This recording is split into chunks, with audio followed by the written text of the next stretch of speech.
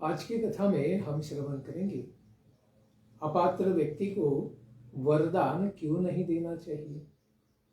श्रीमद् भागवतम का 10वां स्कंद अध्याय 88वां। भगवान शिव जी की संकट से निवृत्ति। राजा परीक्षित को एक विशेष संशय था। उसके बारे में वे शुकदेव गोस्वामी जी से पूछते हैं। हे भगवान, इस संसार में देवता हो, असुर हो या फिर मनुष्य, इनमें से कोई भी सभी भोगों का परित्याग करने वाले ऐसे वैराग्य संपन्न भगवान शिव जी की आराधना करते हैं। वे लोग प्रायः संसार में बड़े ही धनी और भोग संपन्न होते हैं, किंतु जो लक्ष्मीपति भगवान श्री हरि की उपासना करने वाले होते हैं, वैष्णव जन, वे प्रायः धनी और भोग संपन्न नहीं होते हैं। इसी के साथ पूछते हैं कि हमें इस विषय में महान संदेह है, अतएव इस बात को हम जानना चाहते हैं कि भगवान श्री हरि और भगवान शिव जी तो दोनों जगत में स्वामी करके प्रसिद्ध हैं, लेकिन दोनों का शील परस्पर विरुद्ध दिखता है। भगवान शिव जी भोगों का परित्याग किए बैठे हैं और भगवान श्री हरि तो लक्ष्मी जी के पति होने के कारण सर्व भोग संपन्न है। लेकिन देखा तो यही जाता है कि शंकर जी के भक्त बड़े धनी और भोग संपन्न होते हैं, जबकि भगवान श्री हरि के आराधक प्रायः निर्धन और भोग रहित होते हैं। इस प्रकार से प्रश्न पूछने पर शुकदेव गोस्वामी जी कहते हैं कि शिवजी महाराज सदा ही अपनी दिव्य शक्ति से युक्त हैं और संसार में जो भी तामसिक उपासना करने वाले हैं, तमोगुणों से युक्त हैं, उनके अधिपति हैं, क्योंकि भगवान शिव जी तमोगुण के जो भी उपासक है उनके क्या है, वे गुण अवतार हैं। इसलिए उन सबको वे आश्रय प्रदान करते हैं, क्योंकि वे मिथ्या अहंकार के अधिष्ठात्री देवता हैं। और अहंकार भी 3 प्रकार का है, सात्विक, राजसिक और तामसिक है। इस प्रकार से 3 प्रकार के अहंकार के साथ जब गुणों का मिश्रण होता है, उन्हीं से 16 प्रकार के विकारों से 5 ज्ञानेंद्रिय, 5 कर्मेंद्रिय, मन और 5 महाभूत, इस प्रकार से 16 विकार उत्पन्न होते हैं। इनमें से किसी भी एक की उपासना करने वाले सभी विभूतियों से संपन्न हो जाते हैं। भगवान श्री हरि तो सभी त्याज्य प्राकृतिक गुणों से रहित हैं। सत्वगुण, रजोगुण, तमोगुण तीनों से परे हैं, गुणातीत हैं। इसलिए उन्हें निर्गुण भी कहा जाता है। वे साक्षात प्रकृति और पुरुष दोनों से भी महान हैं और सारे जीवों से भी श्रेष्ठ हैं। वे ही संसार में साक्षात दृष्टा हैं, क्योंकि एक कण कण में परमात्मा रूप से विराजमान है और उनका भजन करने वाला पुरुष, वह भी भजन करते करते तमोगुण, रजोगुण, सत्वगुण को पार करके धीरे धीरे गुणातीत हो जाता है और मोक्षगामी हो जाता है। उदाहरण के रूप में बताते हैं कि जब तुम्हारे पितामह राजा युधिष्ठिर, इनके सभी अश्वमेध याग संपन्न हो गए, उस समय भागवत धर्म का श्रवण करते हुए वे भगवान श्री कृष्ण से स्वयं इस बात को पूछते हैं कि मनुष्यों का कल्याण करने के लिए महाराज यदु जी के वंश में अवतार ग्रहण करने वाले संपूर्ण जगत के स्वामी जगन्नाथ भगवान श्री कृष्ण तथा संपूर्ण ऐश्वर्यों से वे जो संपन्न है, ऐसे भगवान श्री हरि बड़ी प्रसन्नता पूर्वक सुनने के इच्छुक युधिष्ठिर महाराज से कहते हैं, यस्याहम अनुगृह्णामि हरिष्ये तद्धनम शनैः ततो धनम त्यजन्त्यस्य स्वजना दुःख दुःखितम। भगवान कहते हैं कि मेरी कृपा जिसको प्राप्त हो जाती है, जो मेरे चरणों में शरणागत हो जाता है, तो धीरे धीरे मैं उसके धन का हरण कर लेता हूं। उसका भजन भी उसका धन है, उसका मैं हरण नहीं करता, लेकिन भौतिक संसाधन जो उसके पास है उसका मैं हरण कर लेता हूं। और उसके पश्चात ऐसे निर्धन और अत्यंत दुखी बने हुए उस मेरे भक्त के सारे सगे संबंधी भी उसे त्याग देते हैं, क्योंकि भिखारी के साथ कोई भी मित्रता नहीं करना चाहता है, उससे उन्हें किसी भी भोग की प्राप्ति नहीं हो सकती है। इसीलिए सगे संबंधी भी उसको त्याग देते हैं। और फिर वह भक्त जब धन कमाने का उद्योग करता भी है कि चलो धन नहीं है तो मित्र परिवार सब छोड़ रहे हैं, तो वो प्रयास भी करता है चलो भजन के साथ धन भी कमाएंगे। तो भगवान कहते हैं मैं उससे उस प्रकार के उद्योग को भी विफल बना देता हूँ, उसका बिजनेस भी चौपट कर देता हूँ।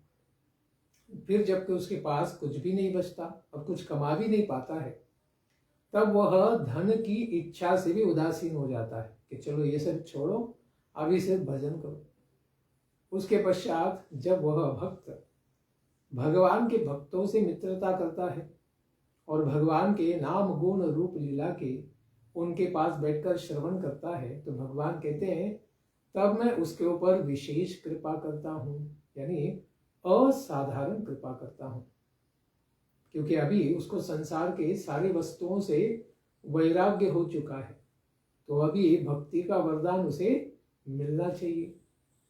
इसीलिए भगवान कहते हैं अत्यंत सूक्ष्म ज्ञान मात्र सन्मात्र और अनंत मेरी आराधना करना अत्यंत कठिन है। क्योंकि लोग तो चाहते हैं कि हम आराधना ही कर रहे हैं इसलिए ताकि हमें संसार की सारी माया और भोगों की प्राप्ति हो जाए, लेकिन भगवान कहते हैं मेरी निष्किंजना भक्ति प्राप्त करना अत्यंत कठिन है, क्योंकि सब कुछ छोड़ना पड़ेगा। इसीलिए लोग भगवान को छोड़कर दूसरे देवता के पास जाते हैं, क्योंकि उनको पता है कि ये भगवान तो हमें कुछ दे ही नहीं रहे, तो फिर हम किसी और के पास चले जाते हैं। इसीलिए वे क्या करते हैं, किसी आशुतोष को ढूंढते हैं जो बहुत शीघ्रता से प्रसन्न हो जाते हैं। ऐसे दूसरे 33 करोड़ देवताओं में जो भी देवता उन्हें प्राप्त हो जाए उनकी वह आराधना करना चाहते हैं। फिर राज्य श्री इस सब को वे प्राप्त भी कर लेते हैं, क्योंकि गीता में भी भगवान कहते हैं कि ऐसे अल्प बुद्धि व्यक्ति के ऊपर उनके देवता भी जल्दी प्रसन्न हो जाते हैं।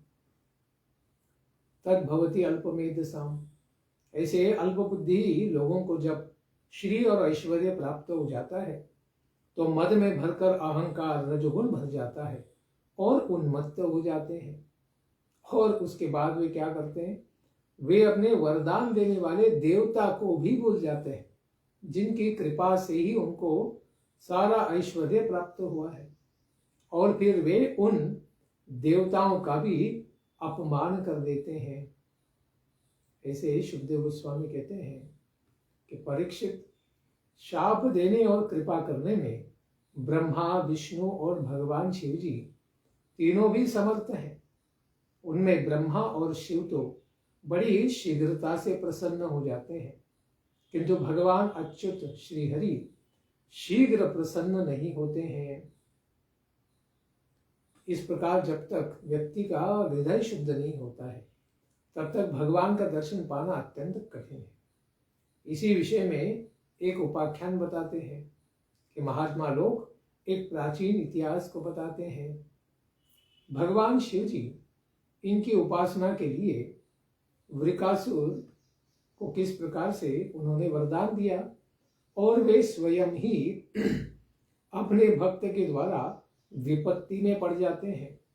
इसका उदाहरण यहाँ शुकदेव गोस्वामी विस्तार से बताते हैं कि एक बार महान राक्षस शकुनी, ये महाभारत वाले शकुनी नहीं है, इसके पूर्व में हो गए ऐसे शकुनी नाम के दैत्य थे और इन्हीं का पुत्र था वृकासुर। वह बड़ा ही दुष्ट मार्ग में जाते हुए भगवान नारद जी, देवर्षि नारद जी मिल जाते हैं। तो उनको वंदना करके पूछता है कि प्रभु, संसार में तो हमने 3 लोगों का नाम सुना है, ब्रह्मा, विष्णु और महेश। तो इन 3 देवताओं में कौन सी देवता जल्दी शीघ्र ही प्रसन्न होने वाला है? तो नारद मुनि ने कहा कि तुम्हारे लिए अच्छा है कि तुम शिव जी की, भगवान शंकर जी की उपासना करो, क्योंकि वे आशुतोष हैं, बहुत जल्दी क्या करते हैं, आशु सिद्ध्यसि, बहुत जल्दी तुम्हारे ऊपर प्रसन्न हो जाएंगे। और संकेत भी दे दिया कि वे थोड़ा ही दोष देखने पर क्रोधित भी हो जाते हैं तुरंत, और थोड़े ही गुण पर प्रसन्न भी हो जाते हैं।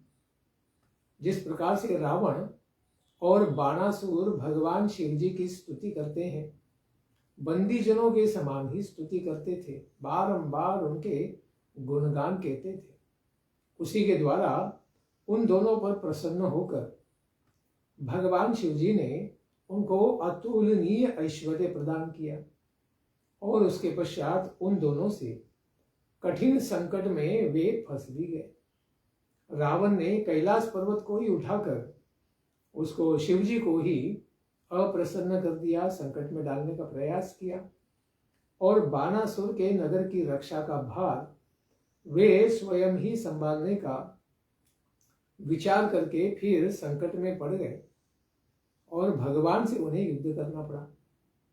इस प्रकार नारद जी द्वारा आदिष्ट होकर वह असुर केदार क्षेत्र में, केदारनाथ के पास चला गया, क्योंकि वहां भगवान शिव जी का नित्य सानिध्य है। और वहां पर अग्नि को भगवान शिव जी का मुख मानते हुए अपने शरीर से काट काट के मांस को डालकर भगवान शिव जी की आराधना करने लगा, क्योंकि वह स्वयं अत्यंत राजसिक और तामसिक वृत्ति वाला था। और ओम नमः शिवाय का जाप करने के पश्चात भी भगवान शिव जी तो सामने आ नहीं रहे थे, इसलिए उद्विग्न होकर वह क्या करने लगा, वह मांस को, अपने ही मांस को काट काट के अग्नि में डालने लगा।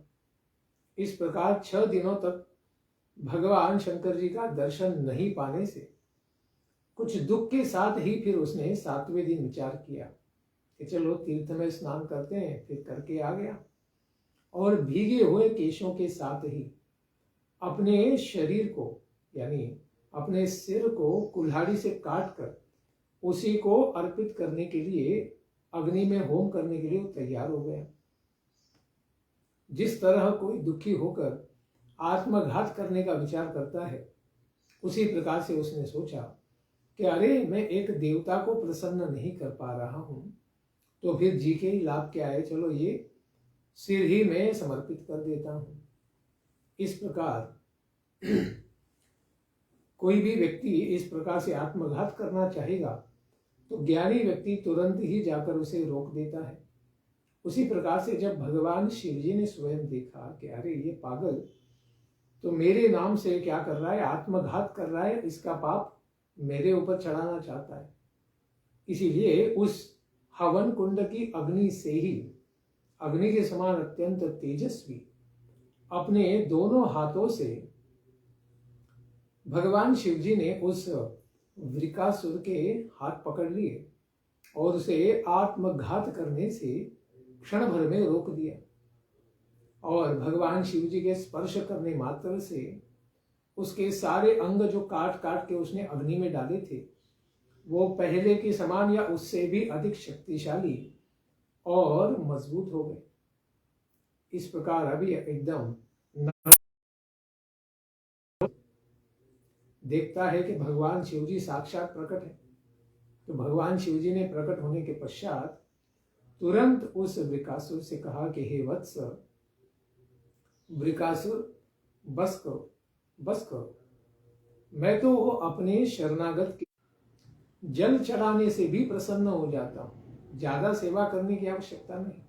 केवल शिवलिंग के ऊपर कोई बस प्रेम से बेलपत्र या जल ही चढ़ा दे, तब भी मैं प्रसन्न हो जाता हूं। तो तुम तो व्यर्थ ही अपने शरीर को ही पूरी तरह कष्ट देकर समाप्त करना चाहते हो। अपनी इच्छा के अनुसार तुम वरदान मांगो, मैं तुम्हारे ऊपर प्रसन्न हूं। इसलिए कहो तुम्हें क्या वरदान चाहिए। बड़ी शीघ्रता से शिवजी महाराज प्रसन्न हो गए, और किसके ऊपर? वह भी अपात्र है, मूर्ख है, राजसिक और तामसिक राक्षस है। ऐसे मन में तो पापियान कासुर सभी जीवों के लिए भयंकर ऐसे भगवान शिवजी से वर मांगता है। क्या वर मांगता है? कि मैं जिसके भी सिर पर हाथ रख दूं उसका सिर हजारों टुकड़े होकर भ्रष्ट हो जाए, वह व्यक्ति तुरंत ही मर जाए। इस प्रकार का आशीर्वाद वृकासुर ने मांगा। तो इस प्रकार से भगवान शिव जी ने सुना कि जिसको बुद्धि नहीं होती है वो इसी प्रकार से वर मांगता है। तो भगवान शिव जी पहले तो कुछ अनमने से हो गए कि अरे ये पागल क्या मांग रहा है। उसके बाद हंसकर कि विनाश काले विपरीत बुद्धि, इसका विनाश ही निश्चित आ रहा है पास में, इसीलिए इसी प्रकार की बातें कर रहा है। ऐसे हंसते हुए कह गए कि चलो ठीक है, तथास्तु। इस प्रकार से ऐसा ही हो करके आशीर्वाद दे दिया, और इस प्रकार वरदान देकर उन्होंने मानो सांप को ही दूध पिला दिया। अभी सांप दूध पीता है कि नहीं पता नहीं, लेकिन सलाइन के द्वारा तो दे ही सकते हैं। इस प्रकार से सांप को दूध पिलाने के बाद भी वह तो उसका विष ही बनाता है। ऐसे वृकासुर को आशीर्वाद दे के क्या लाभ होगा। तो जैसे ही भगवान शिव जी ने उसको आशीर्वाद दिया तो वृकासुर के मन में तुरंत पार्वती जी का हरण कर लेने की लालसा उत्पन्न हो गई। उसे लगा कि मैं अभी शिव जी से भी महान हो चुका हूं, इसीलिए मैं क्या करता हूं, मैं इस देवता सबसे सुंदर ऐसे शिव जी महाराज की पत्नी जगत सुंदरी है, माता पार्वती के प्रति उसका कुभाव हो गया, और उसे लगा कि मैं अभी इस शिव जी को ही नष्ट करके पार्वती को पालूंगा। इस प्रकार अपने वरदान की परीक्षा करने के लिए वो फिर शिव जी के ही सिर पर हाथ रख देने की इच्छा करता है कि चलो इसके सिर के ऊपर हाथ रख दूंगा और परीक्षा भी हो जाएगी कि ये वरदान कितना शक्तिशाली है। और जैसे ही शिव जी का सिर भस्म हो जाएगा तो फिर उसे पार्वती भी प्राप्त हो जाएगी। इस प्रकार से वो अपना हाथ शिव जी की ओर बढ़ाता है। यह देखकर भगवान शिव जी तो अपने ही दिए हुए वरदान से डर जाते हैं। स्वकृतात् अबिभयत्। और ऐसे वृकासुर के द्वारा पीछा किए जाते हुए भगवान शिव जी कांपते हुए फिर स्वर्गलोक के अंत तक भागते हैं। उसके बाद भूमि के अंतिम छोर तक भी भागते हैं। उसके पश्चात अपने पीछे पीछा करते हुए उस वृकासुर को जो सब जगह भगवान के पीछे भाग रहा था, वे उत्तर दिशा में भागना शुरू कर देते हैं। इस प्रकार उसका कोई भी प्रतिकार नहीं जानने के कारण सभी बड़े बड़े देवता मौन रह गए और वे भी गायब हो गए, कि उन्हें पता है कि हमारे सुरेश्वर, हमारे शिवजी ही अभी संकट में है, तो हम इनको कहां से बचा लेंगे। और खुद इन्होंने ही आशीर्वाद दिया है, तो वह असुर अगर हमें स्पर्श कर दे तो हमारा ही सिर भस्म हो जाएगा। इसलिए देवता भी भाग गए। इसके पश्चात शिवजी महाराज प्रकृति मंडल के ऊपर विद्यमान सुंदर अत्यंत दैदीप्यमान ऐसे भगवान श्री हरि के वैकुंठ धाम में जाते हैं, जहां पर परम शांत सारे संसार के जीवों को अभय प्रदान करने वाले सन्यासियों के भी परम प्राप्य ऐसे भगवान साक्षात नारायण का निवास है, जहां गया हुआ जीव तो इस संसार में पुनः नहीं आता है। इस प्रकार भक्तों के कष्ट को सदा ही दूर करने वाले अभी वृकासुर रूपी भगवान शंकर जी उस प्रकार की विपत्ति को देखते हैं। इनकी विपत्ति को भगवान श्री नारायण देखते हैं, और फिर जब तक शिव जी वैकुंठ में प्रवेश ही कर रहे हैं तो भगवान तो सर्वज्ञ है, सारा घटनाक्रम को वे पहले से ही जानते थे। इसीलिए भगवान ने अभी सोचा कि मेरे परम भक्त के वैष्णवाणाम यथा शंभु, भगवान श्री कृष्ण के, नारायण के भक्तों में भगवान शिव जी अग्रगणी है, सबसे महान है। ऐसे भगवान का भक्तों का रक्षण करने के लिए भगवान सोचते हैं अभी क्या किया जाए। इसलिए वहां से अपना दर्शन वे अदृश्य कर देते हैं और अपने दिव्य माया के प्रभाव से वे ब्रह्मचारी का रूप धारण कर लेते हैं और दूर से ही आते हुए उस वृकासुर को देखने से या वो अपने पास आएगा इसका विचार करते हुए वे स्वयं ही उस वृकासुर के पास चले जाते हैं, जिससे भगवान शिव जी भी भागकर डरकर भाग रहे हैं और दूसरे देवता भी भाग रहे हैं। लेकिन भगवान नारायण स्वयं ही ब्रह्मचारी का रूप बनाकर मेखला आदि धारण करके उस वृकासुर के सामने चले जाते हैं। इस प्रकार अत्यंत सुंदर मौजी मेखला, मृग चर्म, दंड और माला को धारण किए हुए बड़े ही तेज संपन्न अग्नि के समान चमकने वाले हाथ में कुश लिए हुए भगवान श्री हरि अत्यंत नम्रता के समान ऐसे वृकासुर के सामने जाकर नमस्कार करते हैं। अभी भगवान है और सबसे मूर्ख व्यक्ति को वे नमस्कार करते हैं, क्योंकि अर्थनीति में भी कहा गया है कि जब किसी मूर्ख से काम निकालना हो तब उसे सम्मान देना चाहिए, फिर उसका सहयोग प्राप्त हो जाएगा। ऐसे भगवान बड़े प्रेम से कहते हैं कि हे शकुनी के पुत्र महान वृकासुर, आप स्पष्ट रूप से थके हुए प्रतीत होते हैं। सारा संसार में मैराथन करके भागकर आ रहे थे तो थके हुए थे। इस प्रकार दूर से आ रहे हैं क्या? दूरम आगतः किम? इस प्रकार से भगवान प्रश्न पूछते हैं। तो क्षण भर यहां आप विश्राम कीजिए, बड़े थक गए हैं आप। इसीलिए उन्होंने कहा कि शरीर ही सभी सुखों की जड़ है। आपने अपने आसुरिक शरीर को इतना दुखी वगैरह बना दिया तो आपको सुख की प्राप्ति कैसे होगी? अगर इतना आप भागेंगे तो फिर कैसे चलेगा? क्योंकि इसी शरीर के द्वारा सारी मनोकामनाएं पूर्ण हो सकती हैं। सर्व काम दुख, सारी इच्छाओं की पूर्ति तो इस शरीर के द्वारा ही होगी। इसको इतना थका देना, अधिक कष्ट कराना ठीक नहीं है। इसीलिए हे विभो, हे महान वृकासुर, आपको तो सब कुछ करने में समर्थता प्राप्त है, तो इस समय आप क्या विशेष कार्य करना चाहते हैं? यदि मेरे सुनने योग्य है, अगर मैं पात्र हूं तो कृपा करके सारी बात को आप मुझे बताइए, तो हम भी कुछ आपके लिए कर पाएंगे। क्योंकि संसार में या लोक में तो देखा जाता है कि सहायकों के द्वारा तो लोग बहुत से काम बना लेते हैं। तो मैं भी आपका मित्र ही हूं या कहिए सेवक हूं, तो आप कहिए कि मैं आपको किस प्रकार से मदद करूं।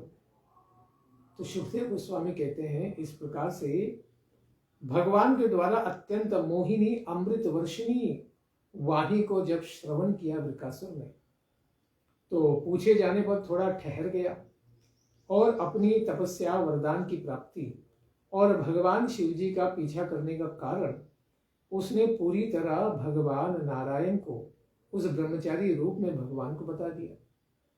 तो भगवान ने कहा, एवं चेत, अगर ऐसी ही बात है तभी तो फिर हम लोग उसकी बातों पर विश्वास नहीं करते हैं। भगवान शिव जी की बातों को संसार में तो कोई विश्वास नहीं करता। पता नहीं आप बड़े भोले भाले हैं, आपने कैसे विश्वास कर लिया? ऐसे दक्ष प्रजापति के शाप से वह शिव जी जो उनका खुद का दामाद है, पिशाच की तरह हो गया है, भूत प्रेतों के साथ स्मशान में रहता है, भस्म लगाता है। इस प्रकार वह तो प्रेतों और पिशाचों का ही राजा बन गया है। यदि आपका भगवान शिव जी पर विश्वास है तो फिर हे वत्स, उनका वचन किस प्रकार से मिथ्या है, झूठा है, इसका अनुभव आप स्वयं ही कर सकते हैं। आप अपने सिर के ऊपर अपने हाथ को रखिए और आप देख लेंगे कि आपको कुछ भी नहीं होगा, और तुरंत आपको पता चल जाएगा कि अरे किसी गलत व्यक्ति की उपासना करके आपने कोई वरदान नहीं पाया है, केवल झूठ को ही पाया है। इस प्रकार से भगवान ने अपनी मोहिनी माया उसके ऊपर छोड़ी।